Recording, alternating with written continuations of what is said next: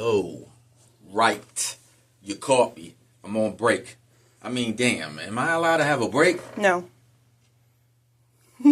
Right. Well, let's get back at it. You know who it is.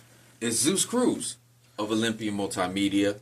And if I can add one half of the production duo, Alpha and Bam Omega. As you can see here, we got the little merch coming out. You know, courtesy of Alpha Omega. Shout out to my partner in crime, Jaso, aka Alpha. And we are here to give you another segment of Get Things Done. You know how I like that? You know, I just tend to switch it up here and there, you know, da-da-da-da-da. Whatever. If you follow me over here to the workstation, today for you guys, we're going to be talking about a combination of video and music. Specifically, as you guys know, we have the different video series on our YouTube channels, this being one of them, right? So I kind of want to give y'all a glimpse when it comes to like putting your videos together, specifically when you're trying to add different types of textures, different types of effects, when to use transitions. Definitely for you guys out there that's trying to put videos together, you're trying to get your YouTube channel up. You don't necessarily have to put all these elements into your video. It's fine. You know, if you just want to put out a video and just put a simple intro and maybe some type of graphic to display your logo, or maybe introduce whoever it is that's part of your segment, that's fine. Whatever works for you, go ahead and do it.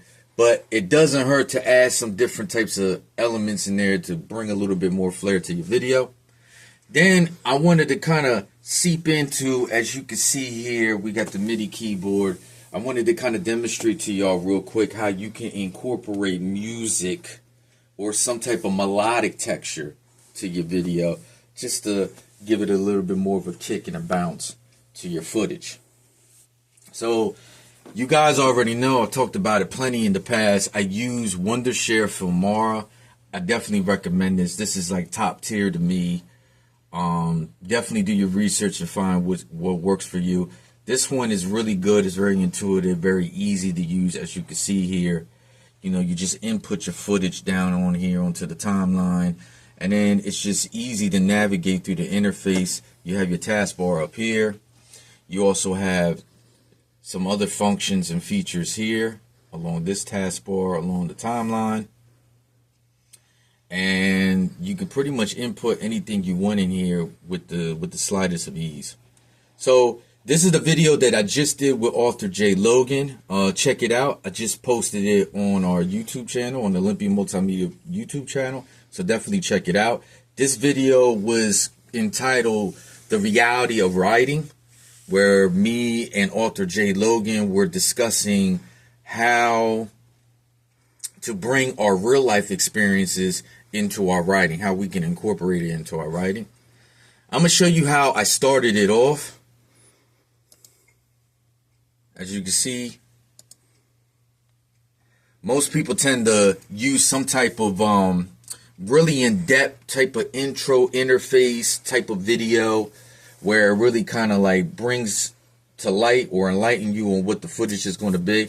I thought it was more apropos to keep it simple and just use a quote, since me and her are both authors, and that's a big gist of what we do, between she doing children's books and I'm a poet, that we kind of reference everything off of like different types of quotes and different type of sentiments that we come across that can help us develop our writing. So I thought it was just cool to do something simple as that. You don't have to be so elaborate as you're starting off. You don't even really need an intro if you don't want one. But it kind of helps just to kind of give you the basis for the viewers to understand like what they're about to get into or what they're about to watch. So if I continue on, you see that? Giving an intro of me and J. Logan. And you see the texture that I'm using there. It's just a nice little effect to kind of outline and keep all the attention on the subject, which is me and her. Shout out to Nani, the artist, who's manning the camera right here now as we speak. Just doing a fantastic job with the videography, just hitting them right angles. That's always important for you guys if you want to input these different types of effects and textures. Make sure that when you're filming, you do it in a way where it allows you to kind of sync these things and incorporate them with ease. If you don't have it at the right angling, when you go to edit, it's probably going to be hell for you to incorporate it. It's just because I'm awesome, you know?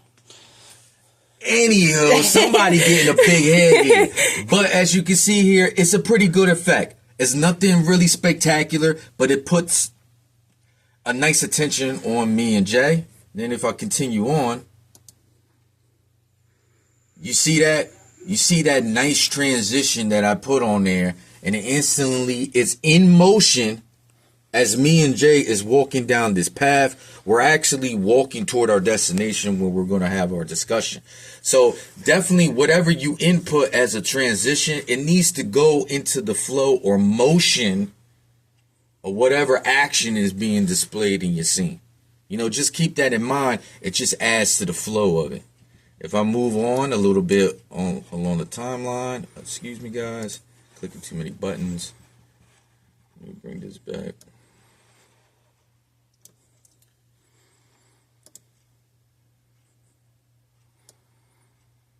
So I'll bring it to about right here, and then I'm going to let it play. And then you're going to see this cool different effect. Again, it's all based off the camera angling. But again, you see how it just adds a nice feature to the video.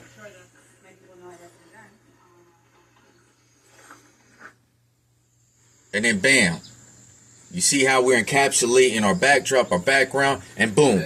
Centered right on to me and Jay as we're going to go about our discussion. You know, just them little things just add so much to your video and just brings it more to life if you incorporate it and utilize it in the right way. If you also notice too, don't be afraid to use filters.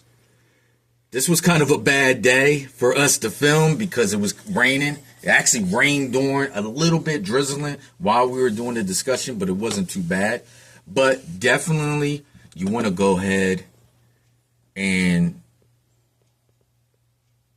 use some different types of filters that would allow you to encapsulate more of what you got going on here. Bring out the colors a little bit more. We actually filmed this at a park, so it was cool to bring out the greens. It was cloudy that day, so the lighting was off as well. So it looked a little bit dreary and kind of very grayscale, the original footage. So I don't have it set up so you can see the old footage, but trust and believe the way just adding these filters, which is you can see up here. The one I use down here particularly, I go down to scenery, and the one that I use, and it's pretty much a go-to, it's called Golden Mountains. And it's a great filter because it brings the colors out and it adds a nice little texture to like the skin tone of the subjects within the video, but it doesn't overdo it where they like, I know you've seen some footage sometimes where somebody looks kind of colorized a little bit, like they got too much of a red type of tint to them or some other color to them, maybe yellow, maybe looking too tan, and you know they didn't go to the tanning salon anytime soon. There you go. This is something that is very subtle. Don't be afraid to use these things. This is the great thing about Filmora. As you can see over here, you got so many that kind of break it down exactly how you want, from being more cinematic. This is great. I definitely use these for our miniature photography projects. When we go to edit, definitely gives it that cinematic feel. But you also got one down here where it's like more creative, as you can see on there. X-ray, stuff that looks thermal, adding more texture through the hues and pigments of the color. And I mean, they have a plethora that you can use on here that can really bring to light whatever it is that you're using. And then I love this because you have your cutting tool that's right on your marker on the timeline, so you could quickly cut and edit and eliminate whatever you need out from your footage that you have here on your timeline. And then you come up here, and then you can instantly just start adding your different types of transitions, and just do your due diligence and go through it. You know, it's not really like a complex type of situation. If you're looking to highlight something very quick, let's say if I wanted to highlight, I don't know, her bag here in the middle, clearly I would use something like zoom. I would use some type of transition to quickly zoom on there, so then you can really see real quick what's going on with that, and then zoom it back out. Of course, you could use the zoom mechanism on your camera, but again, it's all about adding a little bit of flair, texture to your video. And then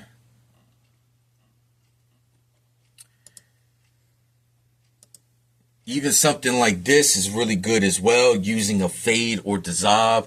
That is a really subtle way of kind of introducing a new scene, is to have this nice cool blur effect, or maybe fading in a panning motion, whether it goes from the left or to the right. And then also too, if I scroll down just real quick, right there, trust and believe, just the little things, remember, make all the difference. So if you notice here, this is the title of the video segment, but look at the font, the coloring, the design of it. It just adds a little bit more flair to it. It just looks cool. It looks appealing. And hopefully it makes you more want to be in tune with the footage. These are definitely important, of just using the flair. Using the font properly and finding one that kind of fits the mood of your video. As I scroll down, got some little funny stuff. Don't be afraid to experiment. Put some funny stuff that matches the emotion that's going on in the video. You see the nice little transition that I use here to kind of highlight, we're talking about her newest book, which is for the dogs. Quick plug, J. Logan. You want to read something towards your pet, specifically for your dogs, check the book out. It's out now, available on Amazon. But just using a quick transition like this, it's just a cool effect to kind of highlight the book more. You know, we're not having me or Jay in this particular scene right here. It's all about the book. So experiment, have some fun, make it as creative as you want it. Then if I scroll down a little bit more, you know, this is where I finally introduce her. So check out how I do that with the introduction. So off of J. Logan. How you doing today, It's a little speedy, a little gray. I thought it was going to be a little... So if you notice with that, definitely it's all about the font, but you see how I put a little bit of effect to the font as well, just to spice it up, just give it, again, that more flair to it. And then it's all about positioning it so that it's kind of like coincides with the person who's talking. You know, obviously I'm not J. Logan, so I need to keep it more to her. But then I put a nice little moniker for her. She's the author extraordinaire. And then I don't know if you got to hear that in the background, but I added the applause, making it sound like a crowd. Again, giving it just that more of a flair, more of that kind of feeling to your video. Again, we got the title. Again, look at the font. Just pretty dope. Let's scroll down to the video where we do the back end of the video. We also, too, definitely if you're introducing another part of your segment, it's definitely recommended to put some type of titles in there so people can kind of follow suit with what's going on within the conversation, so they don't get kind of lost on like what's being talked about. And then right here on the back end of the video, you just see how I make this very subtle transition. You're going to be your harshest critic, but you're going to be your best friend. So, Jay, you made some good points.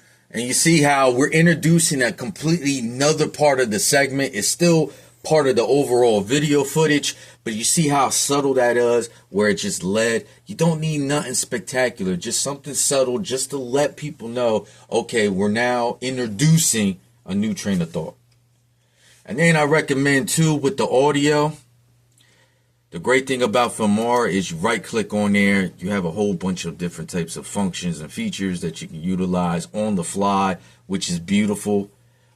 Between cropping, different types of zooming, the way you want to rotate in different degrees and anglings. But I definitely use adjust audio.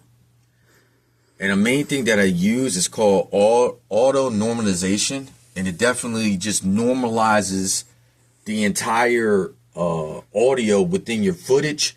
So it allows that kind of, because you don't know where people watching it. Whether they're watching on their phone, their television, computer screen, you want them to have kind of like that spacing when it comes to the volume to allow them to adjust it properly so that they can hear it properly. So sometimes the footage that you have with your audio tends to be a little too loud, especially if you're using a pretty powerful mic. So you want to just keep this in mind to go ahead and just use the normalization. And then obviously you could pan it. You can change the different channels. You can add, if the overall volume is a little bit low, you can up the decibels. You can fade in and out. You can change your pitch so you can sound more deeper, lighter. Especially if you're incorporating music, they have different type of EQs that you can incorporate as well. And then the other thing that I use, especially if you go outside, I think I passed it. It's right here. It's called wind removal. So sometimes you might run into that. You might have a pop filter on your mic as you're using it, as you record. But if not, it's always good to have this kind of feature in whatever editing software you use to kind of take away the background noise. And then you could break it down even more by using the noise. So that's the great thing about this. And then also too with the audio, you can come up here and you see there's a plethora of different types of musics that you can use, but you can also use different types of effects, sound effects, excuse me. You come up here, you have a search bar where you can actually type in exactly what it is that you're looking for. So from there, you could use the library that comes or the inventory that is associated with the software that you're using. You could use that and it might be fine and it might be exactly what you're looking for. But I definitely recommend you putting your own spin on things. And as you know, you guys, I just put it in the beginning of the video. You know I'm a music producer, 1/2 Alpha Omega. We definitely provide a service here called Audio Sensations, where we develop scores, musical scores for your video footage or for your films. So why not bring a little bit more of you, your personality in your video, maybe more authenticity by producing your own type of melodic texture to your video? Well, Zeus, how we go about it? Well, a big thing with creating melody is understanding what? Chord progression and chord arrangement. Now, I'm not taking nothing away from nobody. Please, if you want to get more in depth with your studies, you could learn it on your own. It's going to take some time. Or you could go to school and learn it more in depth. I, for one, I don't know how to play the keyboard. You guys know that. I'm not even really that synced when it comes to the pads either. I don't have my partner in crime here because he's the man, J-So. He's the man when it comes about laying out melodies and just really rocking out on the keys. Me, I can only do 2 or 3 keys at a time, just like 2 or 3 pads on a mix pad. But what you want to do is whatever that you're using or utilizing, that you just get the understanding of what sounds accompanying it. And then from there, positioning the sounds and playing the sounds so that they have a level, like they're fluid and it has flow to it. So you guys know here that my go-to for us here at Olympian is Native Instruments. So we definitely recommend their Complete Kontrol software suite. Just so many different sound pools, sound packs that you can utilize.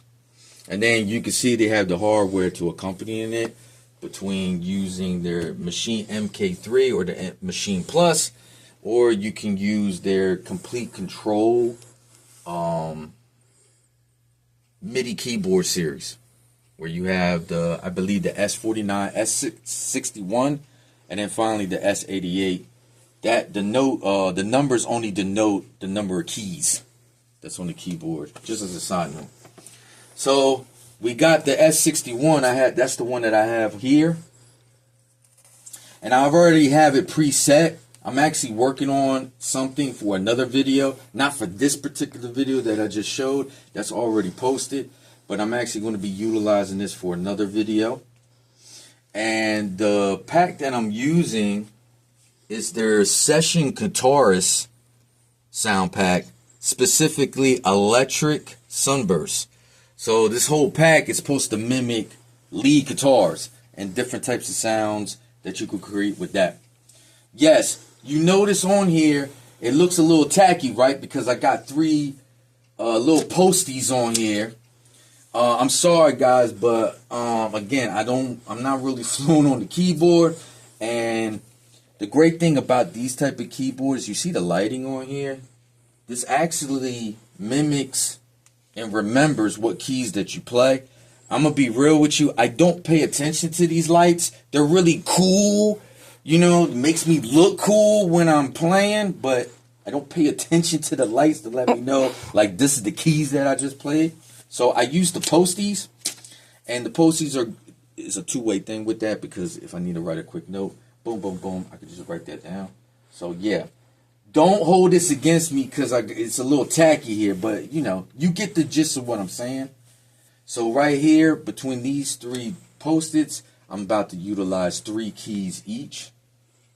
And then just look how easy I'm putting together a melody or this melodic texture that I can utilize within the video.